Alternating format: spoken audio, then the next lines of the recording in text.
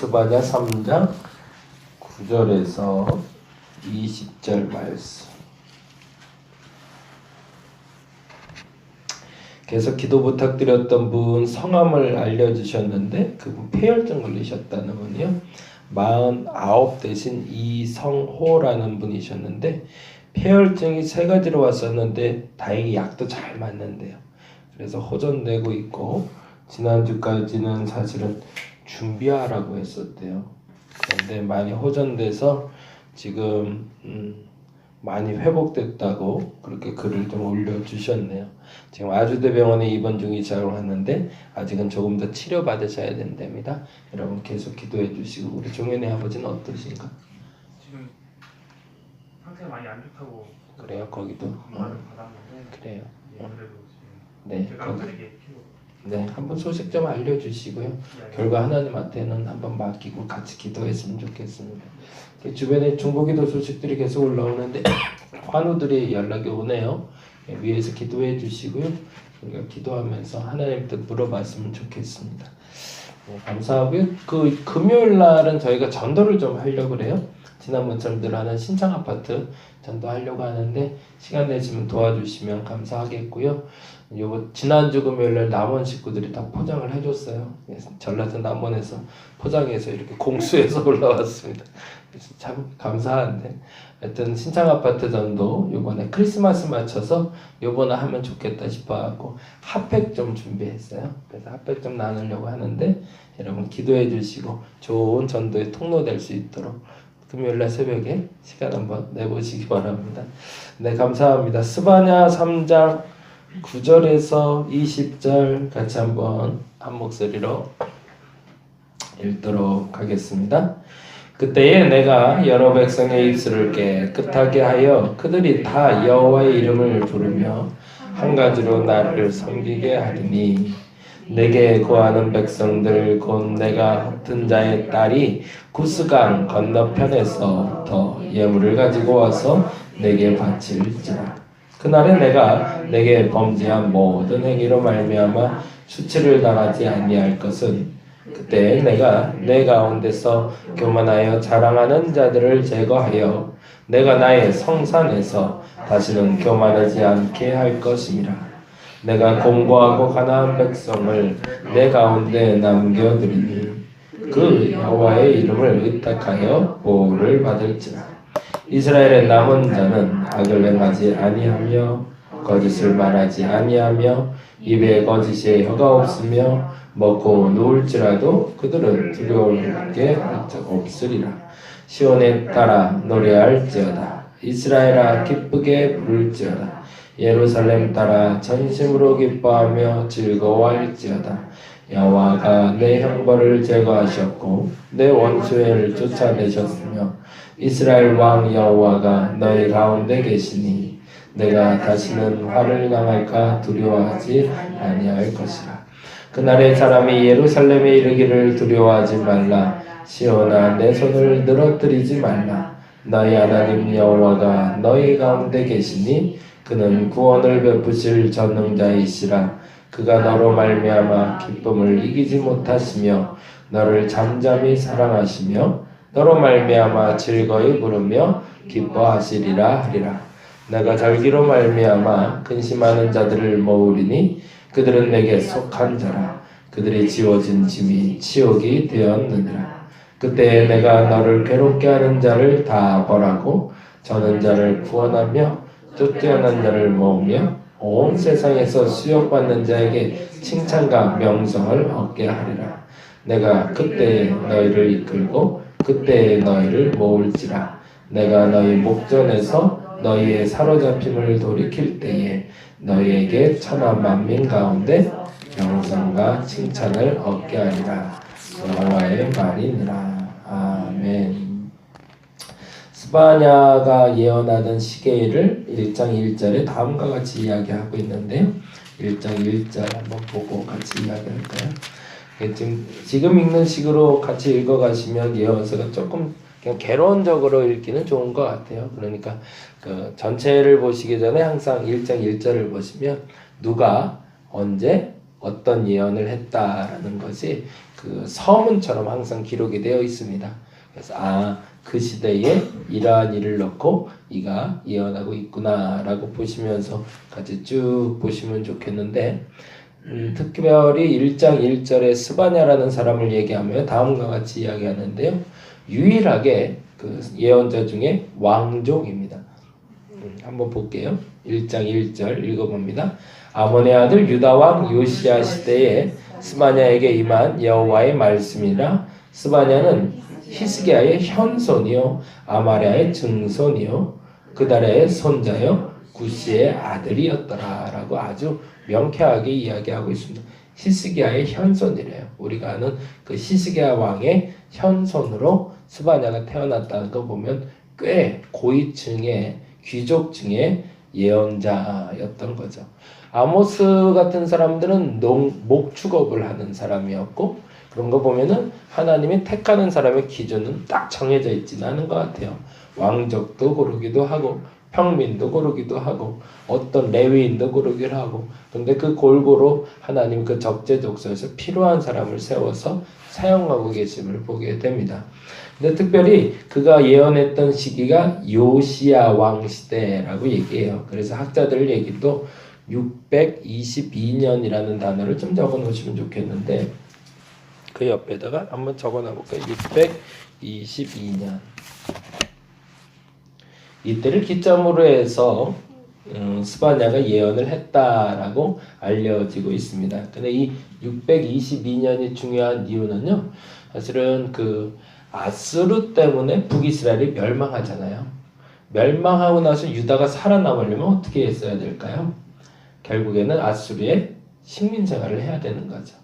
근데 그때 당시에 식민 생활이라는 게 아예 우리처럼 뭐 민족 말살 이런 건 아니었고 조공을 바치는 우리나라가 청나라에 조공 바치면서 살았던 조선시대처럼 명나라에 조공 바치는 것처럼 큰 집 작은 집처럼 그렇게 큰 집처럼 섬기는 그러한 행위를 하면서 살았던 거거든요. 근데 그 시기가 한 4, 50년 정도 쭉 지나가는데 저 북부 러시아 쪽에서 일어나는 한 나라가 이 아수르를 자꾸 공격하기 시작하는 거예요. 그러다 보니까 더 위쪽에서 자꾸 싸움이 나기 시작하니까 이 아수르가 이 아래쪽 나라엔 신경을 좀 덜 쓰게 되는 그런 상태가 벌어져요. 내정 간섭이나 조공을 안 바쳐도 그냥 잠깐 잊어주고 빨리빨리 넘어가고 적당히 넘어가고 이런 일이 벌어지기 시작한 거죠. 그러다 보니까 안에서 조금씩 내실을 기할 수 있는 기회의 여건이 만들어진 때 그때 당시에 요시야라는 왕이 등극하게 됩니다. 근데 이 요시야의 아버지가 누군지가 조금 중요한데 므낫세라는 사람 여러분이 잘 아는 55년을 통치했는데 이스라엘에서 가장 악한 왕으로 근데 그도 그랬던 것이 그 아수르에게 철저하게 붙어서 조공을 바치면서 우상 숭배하며 이스라엘에 들어오지 말아야 될 걸 온갖 것들을 다 갖고 들어온 사람이거든요. 그러다 보니까 이스라엘이 타락할 만큼 타락한 그때에 50년 동안 타락을 했으니 이건 이루 말할 수 없이 깨끗하게 아예 다 정말 깨끗한 건 다 제거될 만큼 지저분해질 때 그때 전체 청소를 해내는 사람이 바로 요시야인데 이 622년이 그 요시야의 종교개혁이 있을 때였어요. 이 종교개혁을 하는 일이 참 잘하는 일이다 라고 선포해 주던 사람이 바로 스바냐입니다. 그래서 이 나라의 왕이 왕답게 제대로 지금 일을 하고 있구나 라고 당당하게 말해준 사람 그 사람이 바로 스바냐예요. 나라가 잘하고 있을 때 그 잘하는 일에서 잘한다라고 박수 쳐주는 것도 참 잘하는 예언이죠. 그리고 나라가 잘못하고 있을 때 잘못한다고 말할 수 있는 것도 진짜 예언이죠. 근데 안타깝게도 우리가 그 기준이 하나님의 기준이 아니라 정권에 붙어있는 내 야심 혹은 내 생각이 기준이 돼서 예언을 하게 되면 사실은 그건 문제가 되는 거겠죠.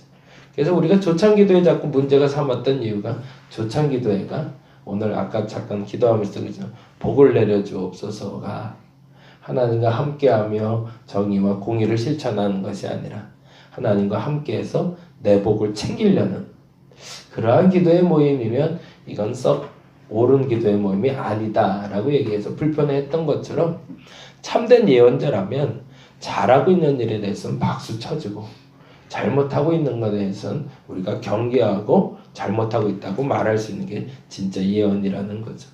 그래서 우리가 기도의 모임을 계속 해야 되는데 그 기도의 모임을 통해서 나를 위해서 어떻게 기도해야 되는지를 우리가 조금 더 깊이 하나님의 뜻을 묻고 구할 수 있는 저와 여러분이 되었으면 좋겠습니다. 그래서 올 한 해가 이제 저물고 2019년이 시작할 때 우리 안에 있는 내재되어 있는 문제들을 어떻게 풀어가야 될지, 나라적인 국가적인 위기들도 사실은 있잖아요. 이런 문제들, 남북과의 관계뿐만 아니라 경제적인 문제, 여러 가지가 복합적으로 막 얽혀 있는데 이런 얽힌 실타래가 또 어떻게 풀려야 될지 같이 기도하는 시간, 그게 이 스바냐를 보면서 저와 여러분에게 감동적으로 왔으면 좋겠습니다. 스바냐는 그래서 두 가지로 예언을 하고 있는데 첫 번째 1장은 철저하게 심판에 대해서 이야기하고 있습니다. 그냥 그 옆에 적어 놓으시면 좋겠는데 1장은 심판,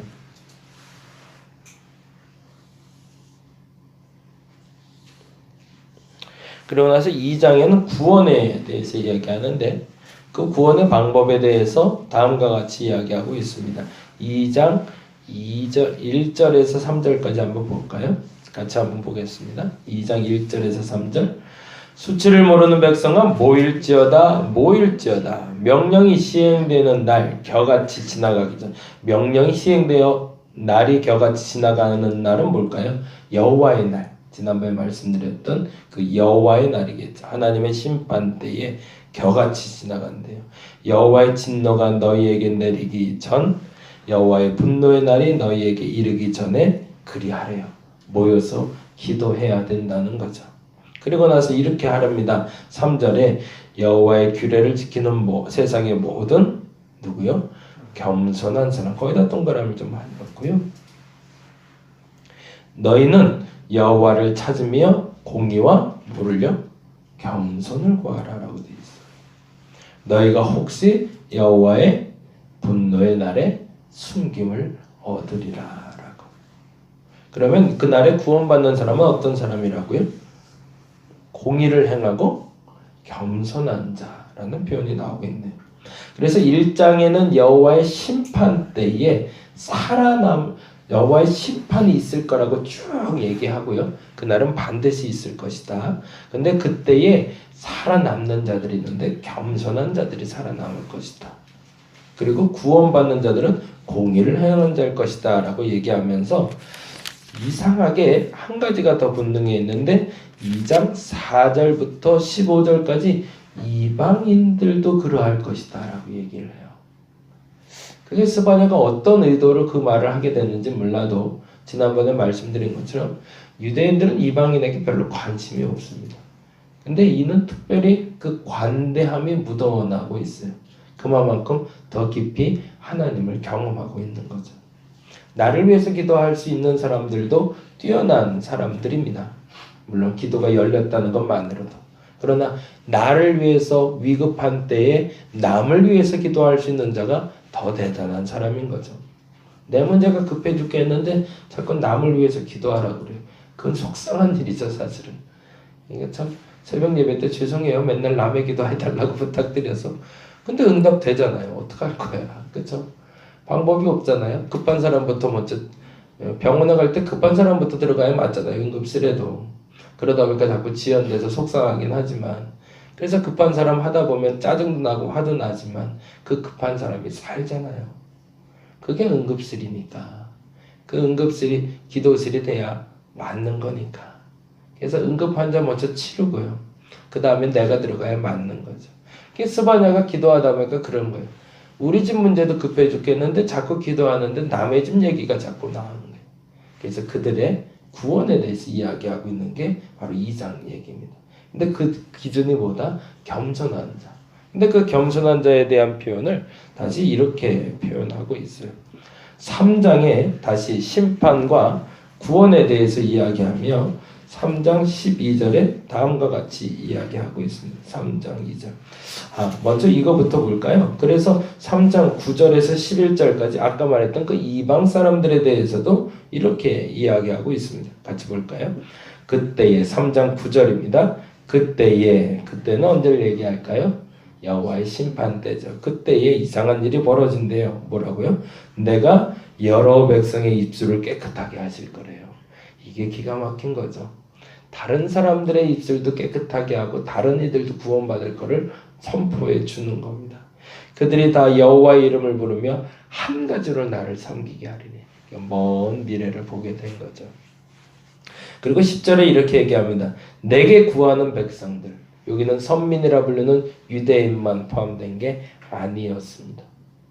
내게 구하는 백성들 곧 내가 흩은 자의 딸이 구스강 건너편에서부터 예물을 가지고 와서 내게 바칠 거라. 사방팔방에서 사람들이 오기 시작할 거라는 거예요. 그리고 11절에 그날에 내게 범죄한 모든 행위로 말미암아 수치를 당하지 아니할 것은 그때 내가 내 가운데 교만하여 자랑하는 자들을 재건하고 거기다 동그라미 교만.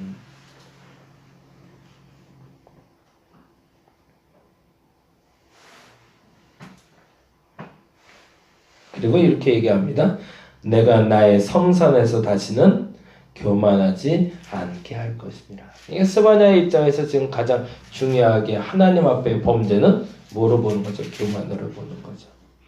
교만하지 않은 자가 하나님께 구원받으라. 그럼 반대말은 겸손이 되는 거죠.